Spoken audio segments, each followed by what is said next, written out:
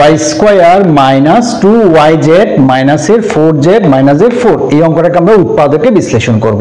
একটু খেয়াল করেন, খুবই মজার অঙ্ক যদি বুঝে থাকি। আমরা y এর সাথে এই দুইটা জিনিস একসাথে আমরা সম্পর্কিত করব। প্রথমে ওয়াই স্কোয়ার মাইনাস 4 লিখবো। আপনি বলতে স্যার এটা আমরা কিভাবে বুঝবো কিভাবে আমরা, আপনি করতে করতে বুঝে যাবেন অনেকটাই। তারপর হচ্ছে ওয়াই স্কোয়ার মাইনাস 4, আমরা যদি এই অংশটাকে 2yz মাইনাস এর 4z, আপনি যদি এই অংশটা যদি কমন নেন, এই অংশ যদি কমন নেন কিন্তু মিলাতে পারবেন না, ঠিক আছে? সেজন্য আমরা প্রথমেরটা শেষেরটা প্রথমে সামনে করে নিয়ে আসলাম, এবার এই দুইটাকে পিছনে নিয়ে গেলাম। এবার এটাকে যদি আমরা সূত্র করি, ওয়াই স্কোয়ার মাইনাস 2 স্কোয়ার করা যায় না, 2 স্কোয়ার মানে কত 4।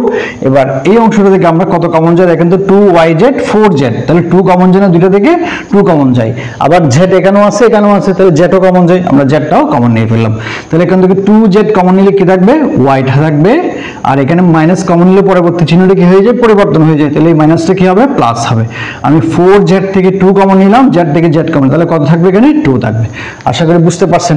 তাহলে এবার এই জিনিসটির সূত্র পরে কত হবে, a square minus b square, a square b square সূত্র কত, a plus b into a minus b। তাহলে a প্লাস b, b মানে কত 2, মুখে বলবো a b কিন্তু লেখার সময় আমরা মানগুলা লিখবো।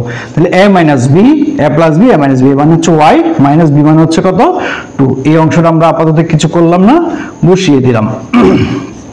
এবার যদি খেয়াল করেন, মাইনাসের সামনে একটা অংশ, মাইনাসের পিছনে একটা অংশ, তাহলে এই দুইটা অংশের মধ্যে কমন যাবে। কি কমন যাবে দেখেন তো, y প্লাস 2 দুইটা অংশের মধ্যে আছে, তাহলে আমরা y প্লাস 2 কমন নিয়ে ফেললাম, y প্লাস 2 কমন নিলাম। তাহলে y প্লাস 2 কমন নিলে আমরা ফার্স্ট ব্র্যাকেট দিব, এখানে y প্লাস 2 কমন নিলে কি থাকবে, এখানে y মাইনাস 2 থাকবে।